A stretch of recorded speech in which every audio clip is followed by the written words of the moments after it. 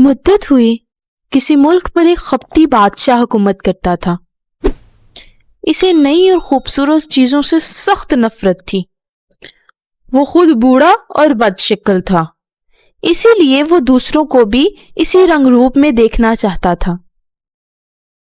محل کی چار دیواری پر سفیدی اور رنگ پھیرنے تک کی ممانعت تھی۔ خپتی بادشاہ نے تمام درباریوں اور امیروں کو حکم دیا تھا کہ دربار میں داڑھی منڈا کر اور خوبصورت لباس پہن کر ہرگز نہ آنا۔ چنانچہ بہت سے جوان درباریوں اور امیروں نے سفید رنگ کی جعلی داڑیاں لگانی شروع کی۔ نوعمر غلاموں نے بھی یہی طریقہ اختیار کیا۔ کسی کو بادشاہ کے حکم کی سرتابی کی جرات نہ تھی۔ یہی حال ملکہ کے خواصوں کا بھی تھا۔ 40 سال سے کم عمر خواصوں اور لونڈیوں کو محل میں جانے کی اجازت نہ تھی۔ ایک روز اچانک ایک عجیب واقعہ ہوا۔ ملکہ کے ہاں لڑکی پیدا ہو گئی۔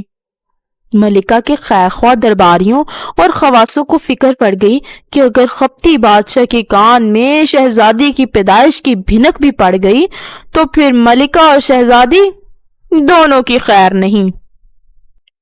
دراصل خپتی بادشاہ کے ہاں کوئی بچہ نہیں تھا، اسی لیے اسے بچے بالکل بھی پسند نہیں تھے۔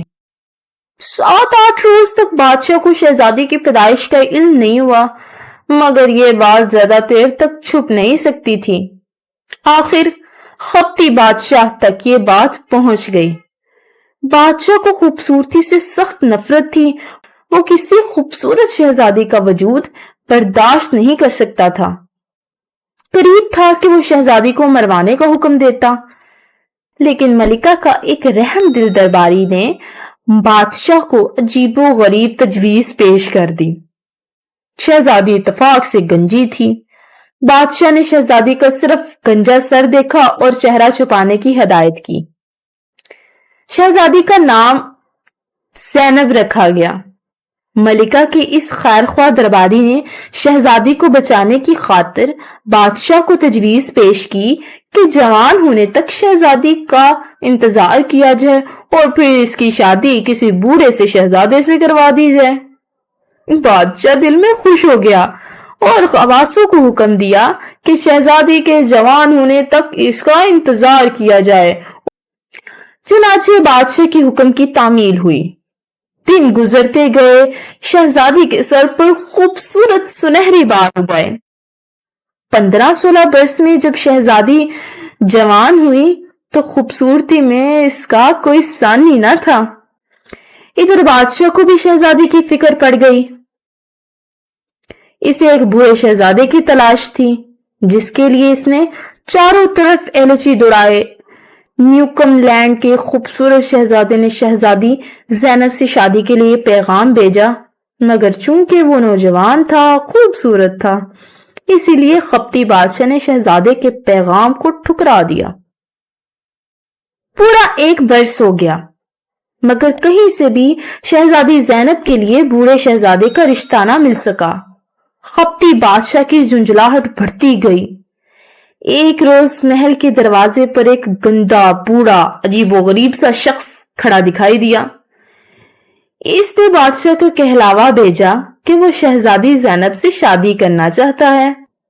دربان اسے پکڑ کر اندر لے گئے، بادشاہ کے سامنے پیش کیا۔ بوڑھے شخص نے آنے کا مقصد بیان کیا اور ثبوت کے طور پر خنجر کی نوک اپنی انگلی میں چبھو دی، جس سے خون نکل آیا۔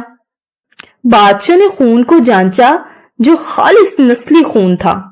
بس پھر کیا تھا، خپتی بادشاہ نے بڑی خوشی کے ساتھ اپنی بیٹی کا رشتہ دینے پر رضامندی ظاہر کر دی۔ ادھر جب شہزادی زینب کو اس بات کی خبر ہوئی تو وہ صدمے سے بے ہوش ہو گئیں، کیونکہ خواصوں نے انہیں بتایا کہ اس کی شادی کے لیے لمبی داڑھی والا ایک بوڑھا شہزادہ مل گیا ہے۔ شہزادی نے رو رو کر اپنا برا حال کر دیا تھا، مگر خپتی بادشاہ کو اس پر رحم نہ آیا۔ آخر وہ دن آن پہنچا جب شہزادی زینب کی شادی بوڑھے شہزادے سے ہو گئی۔ دعوت میں بہت سے مہمان بلائے گئے، مگر دلہا نظر نہیں آیا۔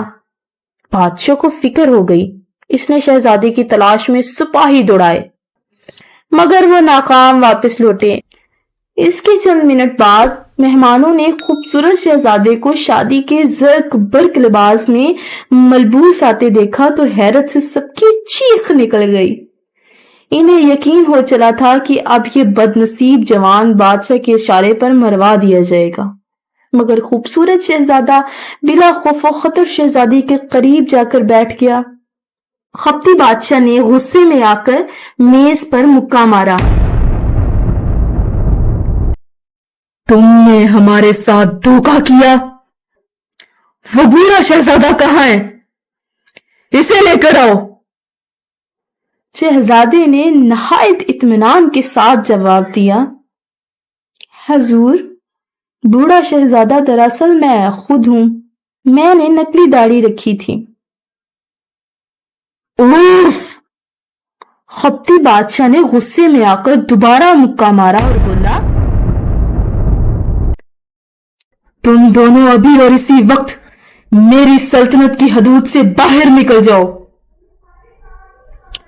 شہزادے نے چپکے سے اپنی دلہن زینب کا ہاتھ پکڑا اور اسے باہر لے جا کر گھوڑے پر سوار کر کے اپنے ملک کو چل دیا۔ شہزادی زینب خوش تھی کہ اس کی شادی ایک ایسے خوبصورت جوان سے ہوئی جس کا ملک خوبصورت، خوشحال اور ہر جگہ خوشیوں کا دور دورہ ہے۔